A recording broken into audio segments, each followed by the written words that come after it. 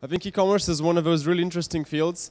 Just in my mind, I'm thinking that in a few decades or maybe in a few years, going to a shop will actually have nothing to do with actually moving or doing some physical exercise at all. And especially with the increasing number of smartphones, we're going to see the whole field being changed completely, I think. So first off, I'd like to invite Roy VELLA to give an overview of the trends in the sector. Roy VELLA is from VELLA Ventures, and please welcome Roy VELLA. Thank you. Hello. Am I on? Am I on?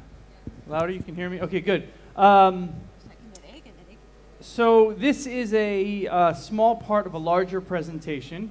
I need to apologize in advance because I'm going to speak loudly because I'm from New York, and I also speak quickly because I'm from New York. And as I get more excited, I do both even more. So if I say something too quickly or it doesn't make any sense, please just feel free to interject, ask questions. Really quickly, I'm a Silicon Valley guy, Stanford, and then stayed there and started a company, and then was at PayPal for 5 years. PayPal is what brought me to London, where I live now. I've been there for the last 7 years. And for the last 3 years, I've been doing consulting in this convergence of mobile, online, and financial services, starting in the e-commerce and going from there. So I use the metaphor of the wave because I think it's a perfect metaphor for mobile. It is a force of nature. You either learn to navigate it and swim or surf or drown. Those are the kind of the two options. I'm going to run through parts of this presentation that I think are most relevant to you and sort of the e-commerce wave that's coming. First of all, just scale. This is the points of presence of mobile. Obviously, when you're looking at traditional commerce, traditional financial services, Western Unions, bank branches, post office ATMs, point of sale terminals, it's nothing compared to mobile. Mobile is sort of off the charts in terms of penetration. Even more important is how fast it was that we got here. So this is how many years did it take to get to 80% penetration of the human population.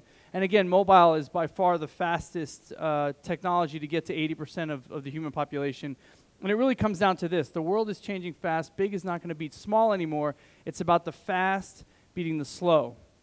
So when you look at this, even though the big guy looks scary, it's the little guy you got to worry about. If you back off from this 100 meters, 200 meters, you won't even see the diver, but the diver is the dangerous one. The whale is not so dangerous.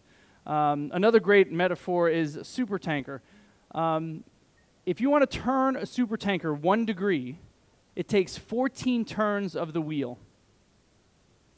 That makes a lot of sense, right? If you did it any faster, there's a lot of momentum and inertia there that it would flip over and sink. This is not unlike big corporations, right? It takes a lot of effort to move a big corporation from where it's headed.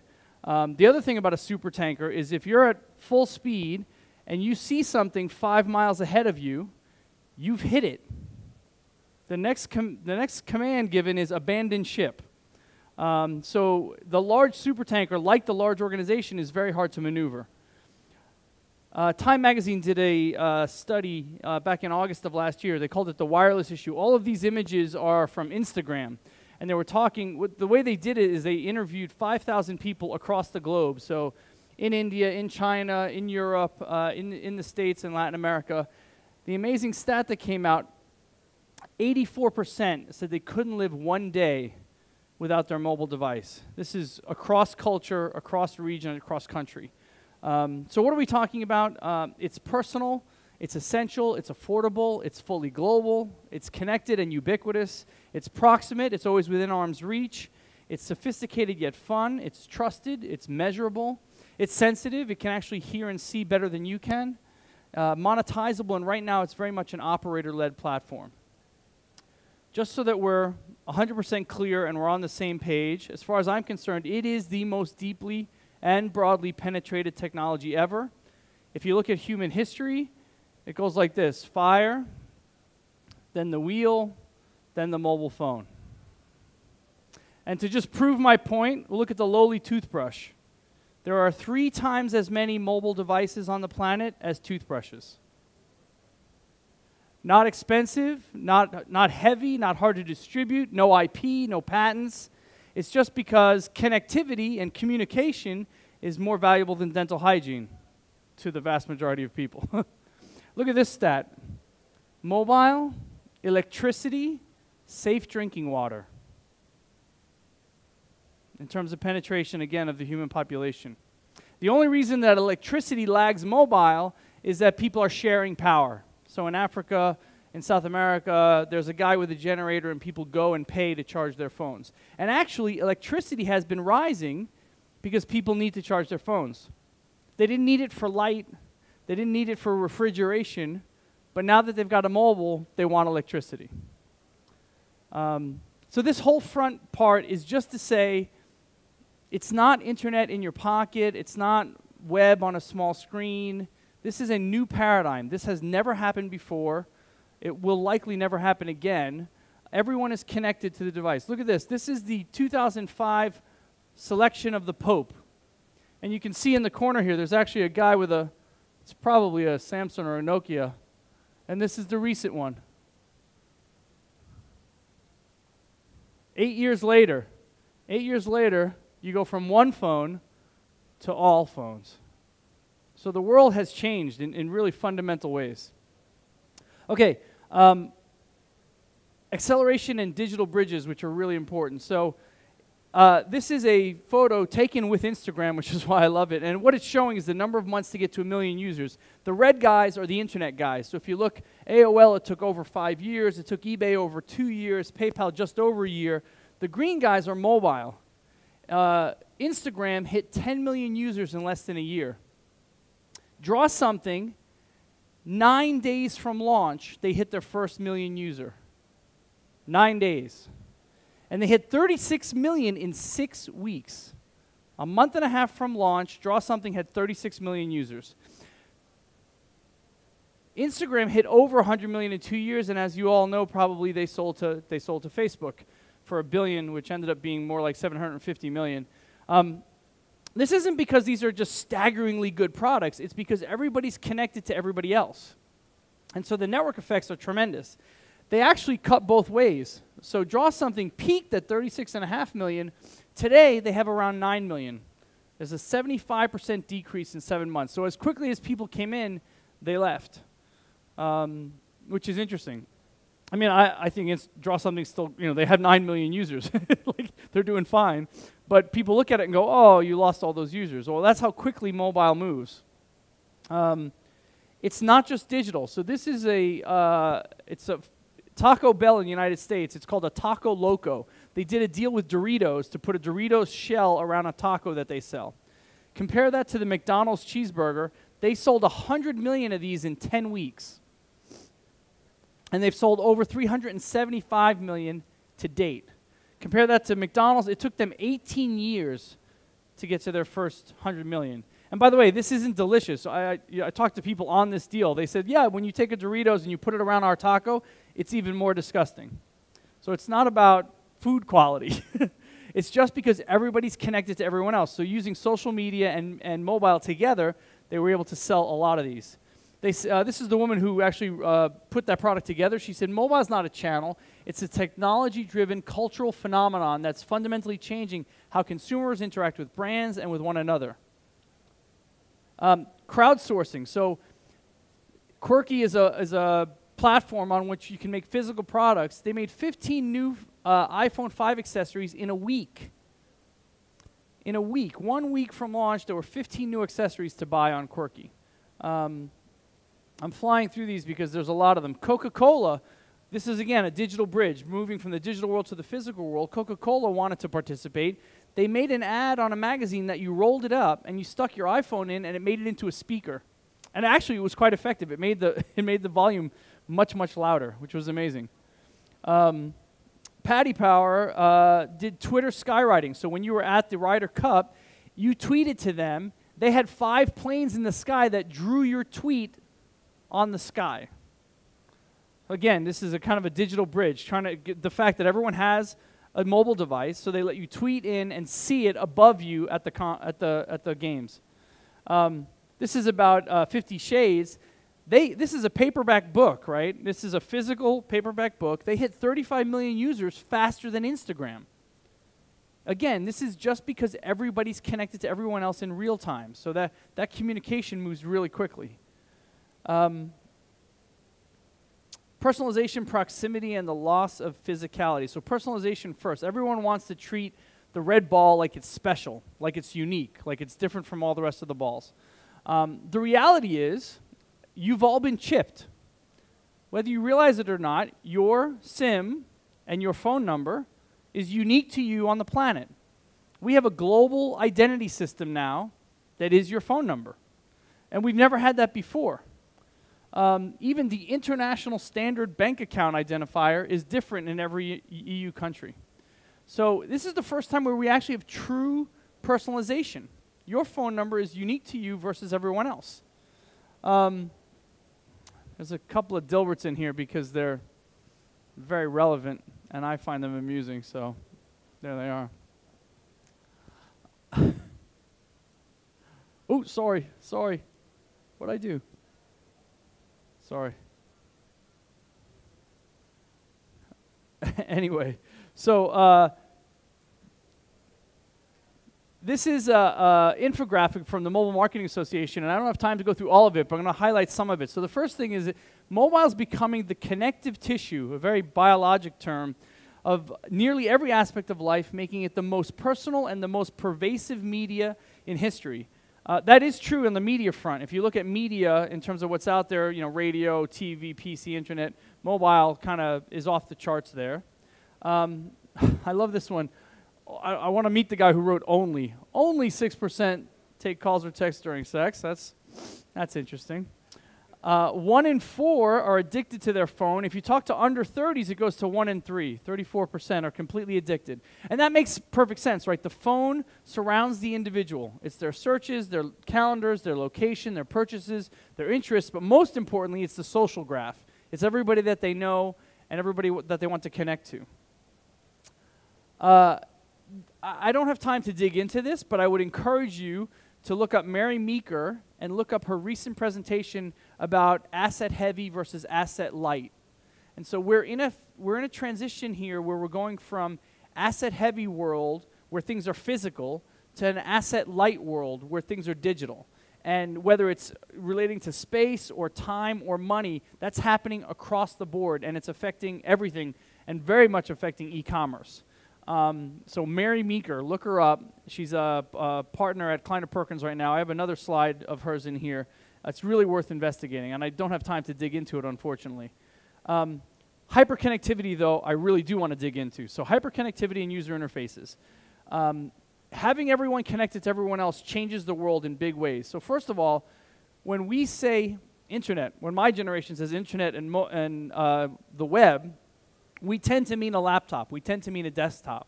That's not what the new generation. Mobile already passed fixed line in 2010. By 2015, it will far dwarf it. This is the wireless generation. They expect to be connected 24/7 all the time to everybody and everyone they know. It's very entertaining. If you take someone who's under 20 and tell them that you used to pick up people at the airport and no one had a phone, they sort of just look at you and they go, how do you do that? This is not the web to the wireless generation. This is the web. It doesn't really matter how big the screen is or where the screen is. They expect everything to be connected and in real time. And really, this is what the web will become. Everything will be connected. And we'll talk a bit about the Internet of Things that's coming. We're here. We're in the very early days. Early days of smartphones and tablets. Personal computers still matter, but they're not going to matter very much for very much longer. So hyperconnectivity is about information asymmetries. It's about two parties not having all the information out there. And I have 3 examples here: Indian fishermen, Kenyan farmers, and Pakistani barbers. I don't have time to do all 3, so pick one. What do you want to hear about? Anybody? Pakistani barbers. So in Pakistan, when you wanted a haircut, you used to go to the center of whatever town or village that you were in. And all the barbers were there, and most of the revenue that the barber made went to the municipality. They had to pay a lot to be in the center of town. Now, in Pakistan, every barber on the side of their scooter or their car, it says, text me, I'll give you a haircut wherever you want. I'll come to your house, I'll come to your office, I'll meet you on a street corner. Now all the revenue goes to the barber. So that's a classic information asymmetry. Need a haircut, give a haircut, and it used to clear through the municipality, through the city, and now it clears directly. And that's happening in all, I mean, it's the same with the fishermen, with the farmers. I tell people in banking, you know, people who save money, people who need money, like the whole lending paradigm where the bank clears that, that's also happening direct. It's this. So in the old world, you had to go to the bank to clear the transaction. Now it's happening directly. There's lending clubs and Zopa and online interfaces that people are connecting directly as opposed to going through an intermediary. This is a quote. William Gibson is a science fiction writer, and he famously said, "The future's already here, it's just not evenly distributed." Well, that was true when he said it. When he said it, the advanced nations had the future and the developing nations didn't.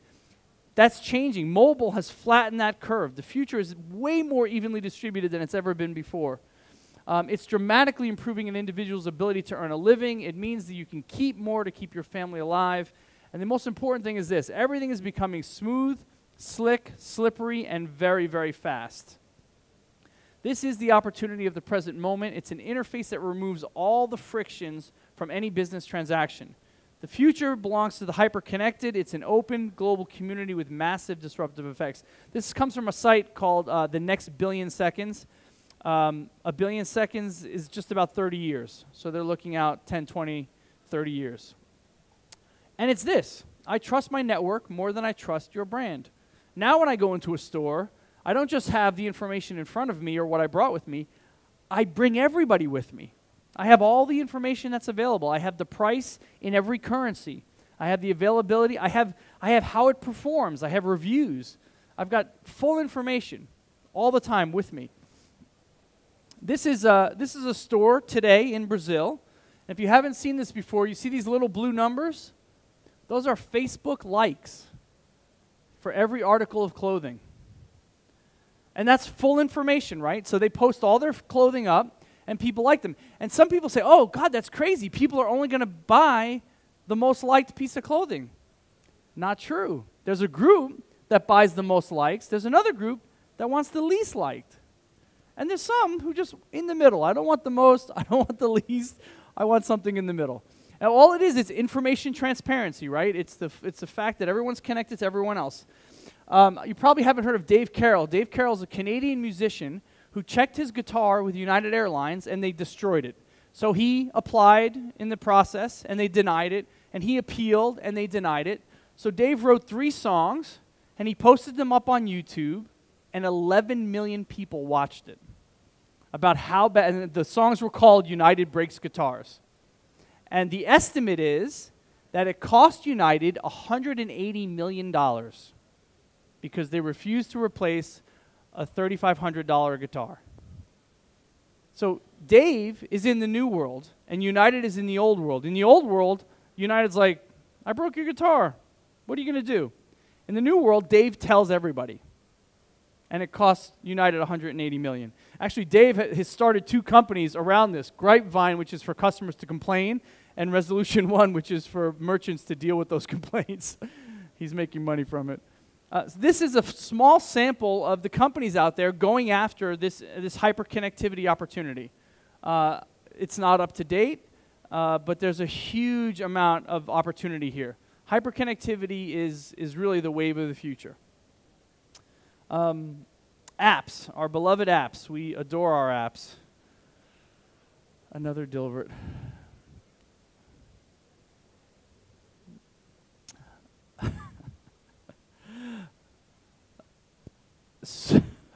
So it is true, though.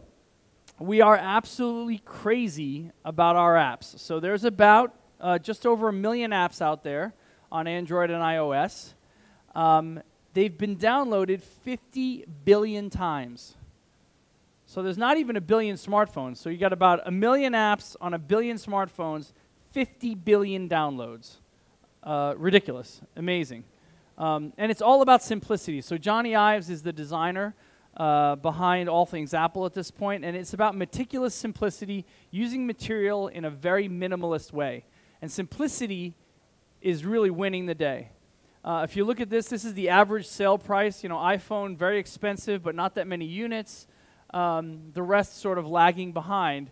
And Steve Jobs himself said, simple is harder than complex. You have to work hard to make things clean and to keep it simple.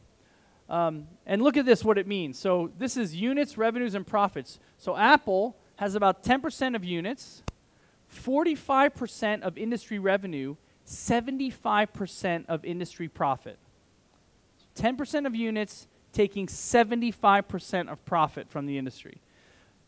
It's just boggling that could be the case. The only thing that's changed since this graph is that Samsung has come up and taken some of those revenues. So now Apple's share of profit is around 62, 63%, and Samsung has taken some. Do you remember this? This is the world before the iPhone. This is the world pre-iPhone. Switching, flipping, turning, buttons, and this is the world post-iPhone. The flat black slab has won. And it's all about simplicity. It's about GUIs and keyboards and mice to moving to gestures and voice and touch. Really moving from mobility to usability. The big difference between BlackBerry and Apple was the difference between mobility and really usability and focusing on that usability. So easy that a child can use it. And we all know this. Like kids, you hand them an iPad, you hand them an iPhone, they don't need any help. They know how to use it immediately. It's also this. Look at that's the Sony remote, and there's the Apple remote. The Sony remote, I mean, if you lose your manual, well, even if you have your manual, you have to read the manual to use the remote. The Apple doesn't come with a remote. And what does it mean? Well, the valuation of Apple equals Google, Microsoft, Amazon, and Facebook. You add those four together, you get to Apple in terms of market share. Maybe not recently, but this was true not long ago. And the rule of thumb with the iPhone is that you take all of the sales from the prior iPhones and you add them up to get the new one. The iPhone 5 sold 2 million units in the first hour, which is just ridiculous, amazing. This is retail. Apple, twice as profitable as Tiffany's in retail. Let me be clear, like consumer electronics, computers, chips, diamonds. Like twice as profitable. So clearly simplicity is resonating with consumers. They love it and they're buying it in droves. This is a picture that a professor from a university put up, and the quote underneath said, "I feel like I work in an orchard," with all the apples there. And they have dominated the space. It's not all about Apple. Android is outselling Apple. 3 out of the 4 smartphones purchased in the last 3 months were Android. And Android's doing very, very well in terms of sales. This is a chart. If there's one chart that I don't want you to forget, this is it. Again, this is from Mary Meeker. And what it's showing is that this is a trend that's about 50 years old. So in the 60s, we started with mainframes, and we had about 1 million units. Then we went to mini computers, about 10 million. PCs, about 100 million. Desktop internet, about 1 billion.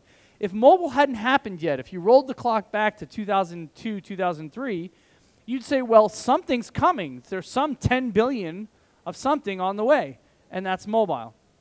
And now looking where we are, you'll say, well, there's 100 billion of something that's coming next, and that's the Internet of Things. That is all things connected to the Internet. This is a trend that's been happening for a long time. It's a beautiful logarithmic scale, and we're on our way to the Internet of Things, which is next. Cisco said 99% of things in the physical world are still not connected to the Internet. It is like an iceberg. Computers and phones right now are connected to the Internet, but everything else is going to be connected soon as well. Mobile assets, static assets, controllers, sensors. We're entering a phase now where you're going to have ubiquity of communication and transparency. And how are they going to connect? It might be Bluetooth, it might be Wi-Fi. There's a thermostat, the Nest thermostat, or a scale, your shoes, wearable things, and frankly, So this is actually a printed circuit board that they can lay right on the top of your surface of your skin, and it gets power from the heat that your body gives off. So I know that's a little scary. Some of you are looking at it, oh God. We're on our way. It's amazing how connectivity is going to change things. Really quickly, mobile payments and commerce. It really goes from the east to the west. So Asia Pacific leading, then Africa, then North America, and down. What is the mobile wallet and mobile payments? It means a lot of different things to a lot of different people. It can be online purchases, digital content. It could be in-store, or managing your credit and debit cards. Everyone thinks that there's going to be, some interface between sort of the credit card world and the phone world.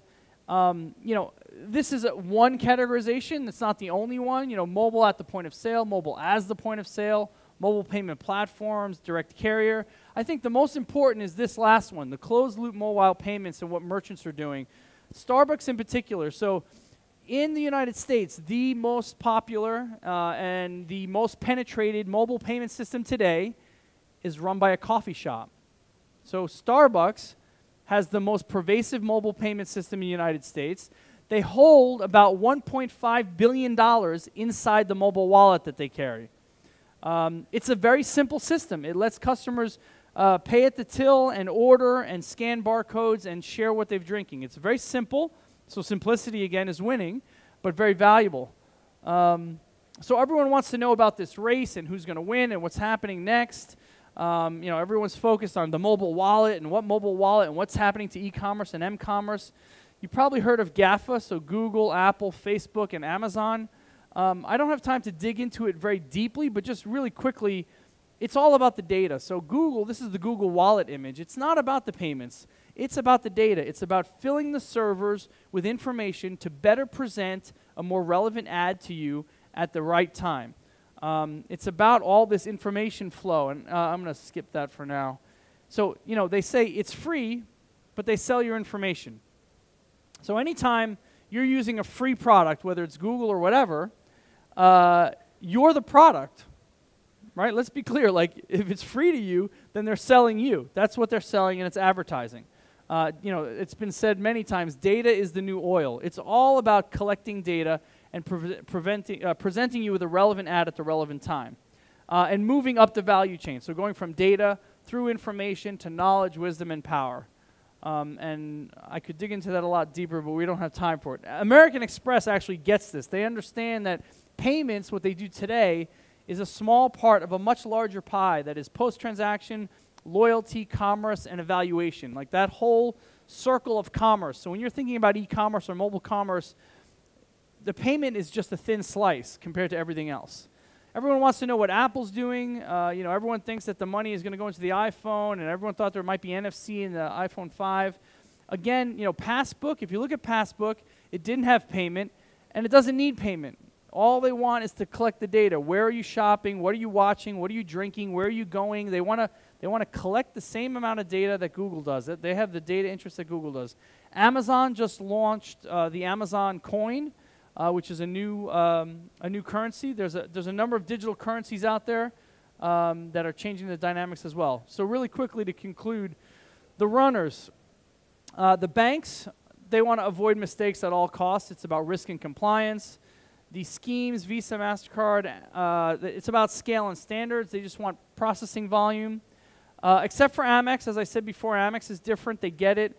Their vice chairman said Facebook has a social graph, Foursquare has a location graph, Twitter has an interest graph, Amex has a spend graph. And the fact that he even knows those other companies is amazing to me. And if you look at what Amex, they have synced with Facebook, with Foursquare, with Twitter, so that when you transact, it comes up on, and you can post it, and you can add offers, and you can spend and save. So they're pretty amazing in what they've done in terms of Amex. The operators, the mobile operators, it's about growth, profit, and market share. They're not really interested so much in commerce. Manufacturers, I wouldn't worry about, whether they're Nokia or Samsung or whatever. The technologists, Apple, Google, they're about disruption. They're happy to disrupt. They've got plenty of money to do it. Merchants are different. Merchants hate payments. They like basis points, and they're hungry and a bit scared. And I think, like Starbucks, you're going to see merchants out there doing things. I don't have time to run into what the merchants are doing. In the United States, it's called the Merchant Customer Exchange, and they're trying to make a dumb pipe with smart loyalty. It's all about the data again, and get away from core payments.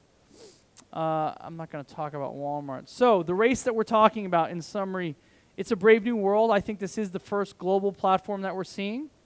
Customers, nobody owns them. The customer owns themselves, and they walk with their feet. Transaction to interaction, so it's much more of a two-way dialogue now than it's ever been before. Data will always beat fees, as you can see, 30% of revenue for search and only 2 to 3% for payments. The market dynamics, it is uncharted territory. I encourage everyone, whether they're large companies or small companies, you have to experiment. You have to be out there trying new things. Digital shadows of real-world devices, I don't have time to talk about. I'm going to skip that. But the way forward is co-opetition, so cooperation and competition. So people that you think might be competitors, it might be worth investigating cooperating with them. The critical success factors here, it's all about speed, as I said. I hope you got that message, like fast, move. Like if you or your organizations are standing still, that's a real problem. And transparency. There's going to be full transparency. There's no way to get through it without. Kissing, who knows what KISS acronym is? Keep it simple, stupid. It's all about simplicity. Simplicity is winning the day. In conclusion, really quickly, there's lots of change ahead. This is another Mary Meeker slide. As you can tell, I'm a Mary Meeker fan. Really worth looking at what's coming down the pipe. There's a ton of other things that go beyond the mobile transition. And it comes down to this. Darwin was right. It's not the strongest. It's not the most intelligent. It's the one most responsive to change. So it's about being responsive to change in this new environment. I'm going to skip that. And I just put the duck in there to calm everybody down because it's a bit of a race. And that is it for me. So my question for you is, are you this guy who just had the ride of his life and is really enjoying the mobile wave? Or is your company on the beach having pina coladas or maybe in the water but not paddling fast enough? And that's it.